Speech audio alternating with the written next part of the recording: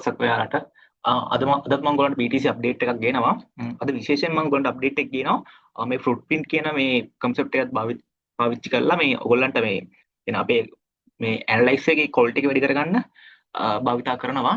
ඉතින් අපි ඊට කලින් මේ අපේ normal chart එකට candlestick chart එකට ගිහිල්ලා අපි ඒකේ ඇනලයිස් එක මොකද්ද අපි කලින් මොකද්ද කිව්වේ මොනවද වෙලා තියෙන්නේ කියලා බලලා අපි ආයෙ මෙතනට ඇවිල්ලා කතා කරමු. right මුලින්ම අපිට මේ candlestick chart එක දාගෙන අපි previous day එකේ කතා කරපු දේවල් ගැන කතා කරමු.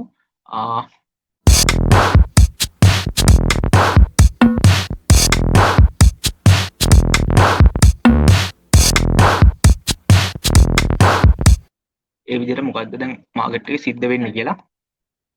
right මේ තියෙන්නේ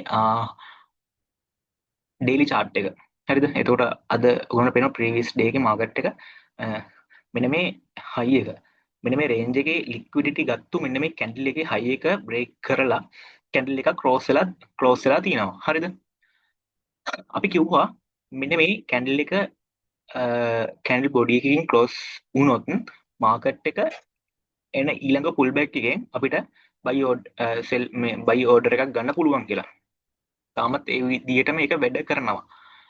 නමුත් ඒක එච්චර සේෆ්ටි නෑ. මාකට් එක මේ වගේ තැනකට ඇවිල්ලා ආයෙ උඩට එන එකේ මෙන්න මේ චූටි පොඩි මූවමන්ට් එකක් කැච් කරන්න ලොකු අවදානමක් ගන්න වගේ වැඩක් තමයි එතනදි සිද්ධ වෙන්නේ. මොකද ඔයගොල්ලන්ට පේනවා ඕවරෝල් මාකට් එක ඩවුන් ට්‍රෙන්ඩ් එකක ඉන්නේ. මේ පේනවනේ. ඉතින් ওই ඩවුන් ට්‍රෙන්ඩ් එකේ පහළට ඇවිත් උඩට එන මූවමන්ට් එක නෙමෙයි අපි කැච් කරන්න ඕන හැමතිස්සෙම පහළට ඇවිල්ලා උඩට ගිහින් නැවත පහළට එන මූවමන්ට් එක තමයි අපි කැච් කරන්න ඕන. දැන් මෙතනත් ඔයගොල්ලන්ට බලා ගන්න පුළුවන් මේ ප්‍රීවියස් ඩේ එකෙත් සිද්ධ වෙලා තියෙන්නේ ඔය වගේම දෙයක් තමයි. බලන්න ප්‍රීවියස් ඔන්න වගේ මේ විදිහටම රේන්ජ් වල එතන ලික්විඩිටි මාකට් එක අරගෙන මාකට් එක පහළට ඩවුන් වුණා. හරිද? මෙතනදී ඒ විදිහට මාකට් එක රේන්ජ් වෙලා මාකට් එක උඩ ලික්විඩිටි එක ගත්තා. නමුත් අන්නේ ලික්විඩිටි ගත්තු පොයින්ට් එක බ්‍රේක් කරගෙන කැන්ඩල් එකක් ක්ලෝස් වෙලා තියෙනවා. හැබැයි ඒ ක්ලෝස් එකෙන් පස්සේ මාකට් එක දැන් ඔන්න අපි කියපු විදිහට රිවර්සල් එක එන්න පටන් ගන්න තිනවා. අපිට මේ රිවර්සල් එක මේ හරියට වගේ ඇවිත් නැවත මාකට් එක මෙන්න මේ ලෙවල් එක ඇවිත් මාකට් එක ඩ්‍රොප් වෙන්න ඕන. මේ තියෙන්නේ මේ ඇන්ගල් තියෙන්නේ අන්න ඒ විදිහට මාකට් එක සිද්ධ වෙන්න ඕන. නමුත් මාකට් එකේ මෙන්න මේ හරියට එන ඩ්‍රොප් එක පස්සේ එන බයි මූවමන්ට් එක ඉතර අපිට කන්ෆර්මේෂන් මදි. මොකද ඇත්තට මාකට් එක මෙහෙම පුල් බෑක් වෙලා ආයෙ උතන්ට යයි කියලා මම හිතන්නේ නැහැ. මොකද ඒකට හේතුවක් තියෙනවා.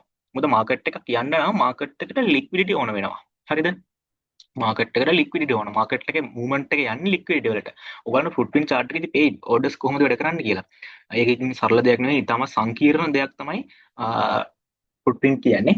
හරිද? දැන් එතකොට මාකට් එක මේ මූවමන්ට් එක පහළට නෑවිත්.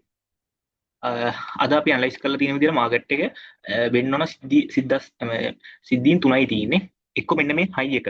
මෙන්න මේ කැන්ඩල් එකේ ලෝ එක බ්‍රේක් කරගෙන කැන්ඩල් එක ක්ලෝස් වුණොත් එහෙම මේ මාකට් එකේ කෙලින්ම මාකට් එක මේ මූවමන්ට් එක කන්ටිනියු වෙනවා. ඒ කියන්නේ මාකට් එක ඩවුන් සයිඩ් යනවා. ඒ කියන්නේ මේ පුල් බෑක් එක නෙමෙයි. මාකට් එක මෙන්න මෙහෙම පල්ලෙහාට ඩවුන් සයිඩ් එක ඕපන් වෙන්න පුළුවන්. මේ ස්ටාර්ට් වෙන්න පුළුවන්. මේ කැන්ඩල් එක බොඩි එකකින් ක්ලෝස් වෙන්න ඕන. එහෙම නැතුව මේ කැන්ඩල් එක ඇතුළෙම මෙන්න මේ කැන්ඩල් එක මේ ඩේලි කැන්ඩල් එක ඇතුළෙම මාකට් එක හිටියොත් අද දවස බ්‍රේක් කරන්නේ නැතුව අද දවස මාකට් එක හිටියොත් අද කියන්නේ දවස් කිහිපයක් හරි හිටියොත් මාකට් එක රේන්ජ් වීමක් තමයි සිද්ධ වෙන්නේ. එහෙම වුණොත් එහෙම මාකට් එක පොඩි බුල් පැක් එකක් පහළට ඇවිත් එහෙම මාකට් එක රේන්ජ් වුණොත් මෙන්න මේ කැන්ඩල් මේ විදිහට මාකට් එක මෙන්න මෙහෙම මාකට් එක දවසක් දෙකක් රේන්ජ් වුණොත් එහෙම මෙන්න මෙහෙම මාකට් එක පහළට ඇවිත් නැවත වතාවක් මාකට් එක මෙන්න මෙහෙම උඩට ගිහින් මාකට් එක පහළට එන්න ඕන. මාකට් එක පහළට එන්න ඕන. ආයේ ඒවි නෑ යා. එහෙම තමයි සිද්ධ වෙන්නේ. මාකට් එක මෙන්න මෙහෙම එතකොට මෙන්න මේ බ්‍රේක් අරගෙන මෙන්න මේ ලෙවල් එකට මාකට් එක අප් වෙලා මාකට් එක ඩවුන් වෙයි. හරිද? මෙන්න මේ කැන්ඩල් එක මෙන්න මේ කැන්ඩල් එක ඇතුලේ මාකට් එක හිටියොත් සිද්ධ වෙන්නේ ඕක තමයි. මාකට් එක කැන්ඩල් වික් එකකින් ක්ලෝස් කරා කියලා මේ සිද්ධිය තහවුරු වෙන්නේ නැහැ.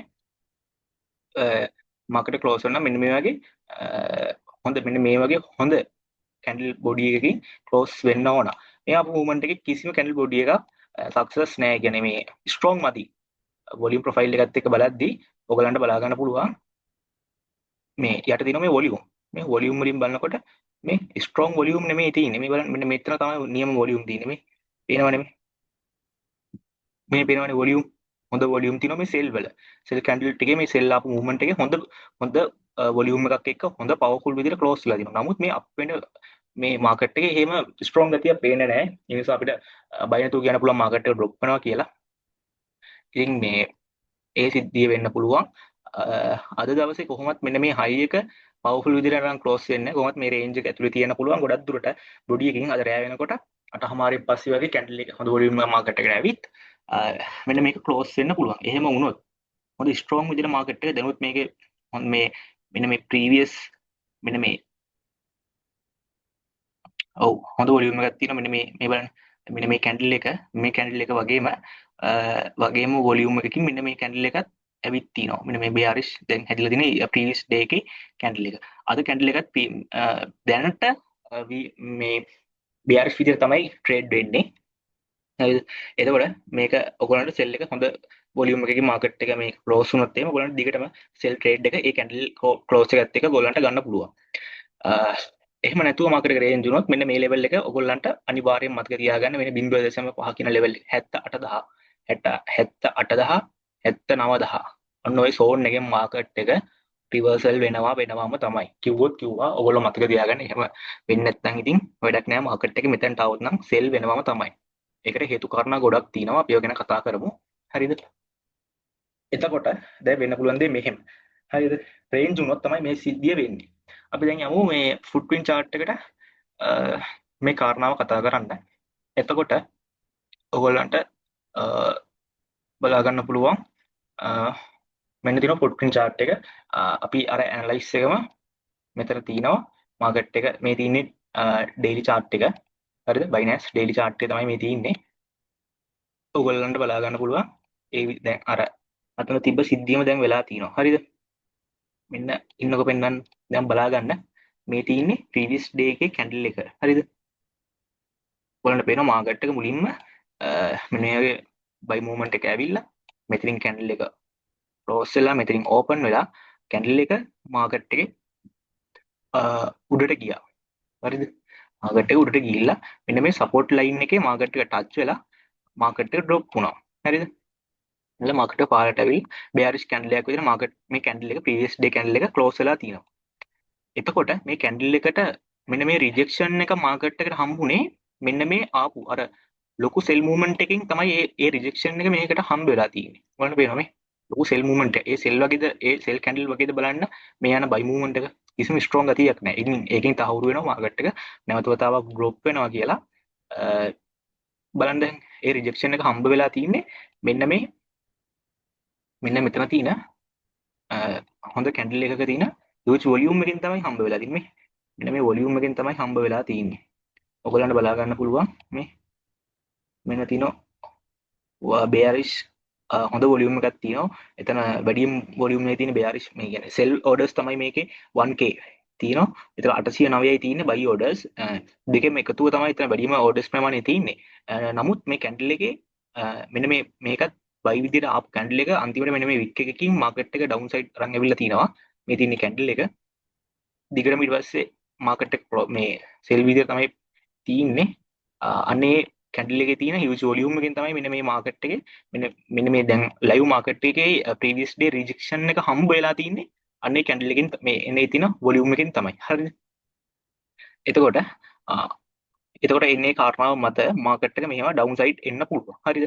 නමුත් අපිට මේකේ orders බලනකොට දැන් බලා ගන්න පුළුවන් previous day එකේ තියෙන sell orders ප්‍රමාණය මේ sell orders වලින් market එක අද trade වෙන market එකට ලොකු බලපෑමක් සිද්ධ වෙන ගමන් තියෙන්නේ. ඔයගොල්ලන් බලා ගන්න පුළුවන් මෙන්න මේ candle එකේ මෙන්න මේ volume එක තමයි මෙන්න මේ volume profile එක වගේ මේ candle එක ඇතුලේ පෙන්වන්නේ. එතකොට මේ candle එකේ තියෙන volume එකට මේ market එක අද wick කරලා තියෙනවා පේනවද? අද market එක දැන් මේ වෙනකන් අද රෑ වෙනකොට ලොකු volume එකක් ඇවිල්ලා මේක close කරගෙන up වෙන්න පුළුවන් අනිවාර්යෙන්ම. එහෙම වෙන්න බෑ නෙමෙයි. නමුත් මේ candle එකේ තියෙන ලොකු volume එකට market එක මේ රියැක්ෂන් කරනවා මාකට් එක පේනවද? අන්නේ කාරණාව මත අද මාකට් එක මේ කැන්ඩල් බොඩි එක ක්ලෝස් කරගෙන මේ වික් මේ මම අර කැන්ඩල් ස්ටික් වලින් කිව්වා මේ වික් එක කියලා. වික් නෙමෙයි මෙන්න මේ බොඩි එකවත්. කියන්නේ කැන්ඩල් ස්ටික් chart එකෙන් අපිට වික් එක ගන්න පුළුවන්. මේ මෙන්න මෙතනදී අපිට මෙන්න මේ වොලියුම් මේ කැන්ඩල් එකේ මෙන්න මේ බොඩි හරි මැද විදිහට ගත්තත් අපි කැන්ඩල් ස්ටික් chart එකේ දැන් මෙන්න මේ ලකුණු කරලා තියෙන එක ගොල්ලන්ට කැන්ඩල් ස්ටික් chart එක බලන්න බෑනේ හරියටම තන. මෙන්න මේ ඉතින් ඔයගොල්ලෝ දල අවබෝධයක් ගන්න මෙන්න මේ කොටස මාකට් එක මෙන්න මේ වික් එක තවදුරටත් මෙහිම තියාගෙන මාකට් එක පහළට bearish විදිහට close වුණොත් එහෙම close වෙලා මෙන්න මේ high එකත් ගත් මෙන්න මේ කැන්ඩල් එකේ low මේ වික් එකේ low එකත් ගැලවුවොත් එහෙම ගලවගෙන body එක close වුණොත් එහෙම ලොකු movement එකක් ලොකු sell movement එකක් ආරම්භ වුණා වෙන්න පුළුවන් අනිවාර්යයෙන්ම. ඒ වගේම දැන් daily RSI එක වුණත් දැන් අනිවාර්යයෙන්ම ඕවර්සෝල්ඩ් ඕවර්බෝඩ් මට්ටමේ තමයි යත්තේ. ඒකත් එක්ක ඔයගොල්ලන්ට කියන්න තියෙන හදිසි හරි මෙන්න මේ කැන්ඩල් එකත් මෙන්න මේ තියෙන සපෝට් සෝන් එකක් මෙන්න මේ සපෝට් සෝන් එක මේ රෙසිස්ටන්ස් සෝන් එකත් බ්‍රේක් කරගෙන මාකට් එක ගියොත් ඔයගොල්ලෝ බය නැතුව ට්‍රේඩ් එකක් ගන්න පුළුවන් ඔයගොල්ලන්ගේ ඇනලයිස් එකට අනුව මෙන්න මේ 78000 79000 කියන සෝන් වලින්. ඒතකොට 79000 78000 මෙන්න මේ සෝන් වලින් මතක තියාගන්න සෝන් එක ඔන්න කියලා තියෙන්නේ 78000. මාකට් එක අප් වුණොත් 78000න් සෙල් වෙනවා. නැත්තම් මේ සෝන් එකෙන් සෙල් වෙන්න පුළුවන්. අප් වුණොත් 78000න් සෙල් වෙනවාම තමයි. ඒ ගැන බය වෙන දෙයක් නැහැ. 78000 කියන්නේ 78000 79000 අතර මාකට් එක ඇවිල්ලා. මේ තින්නේ වොලියුම් ඒරියා එක. මෙතනට මාකට් එක ඇවිල්ලා. මෙතන තියෙන මෙන්න මෙතන කැන්ඩල් තුනක් දවස් තුනක කන්සොලිඩේෂන් එකක් සිද්ධ වුණා මෙතන. ඔන්න ඔතනට ඇවිල්ලා ඔතන වොලියුම් එකෙන් මාකට් එක අනිවාර්යයෙන් පහළට එනවා. ඒක ආයි ෂුවර් වැරදුනොත් ඉතින් කලාතුරකින් තමයි එහෙම දෙයක් 95ක් වගේ තමයි 95ක් ෂුවර් මෙතනින් මාකට් එක ඩ්‍රොප් වෙන්න ඕන කියලා 5ක වගේ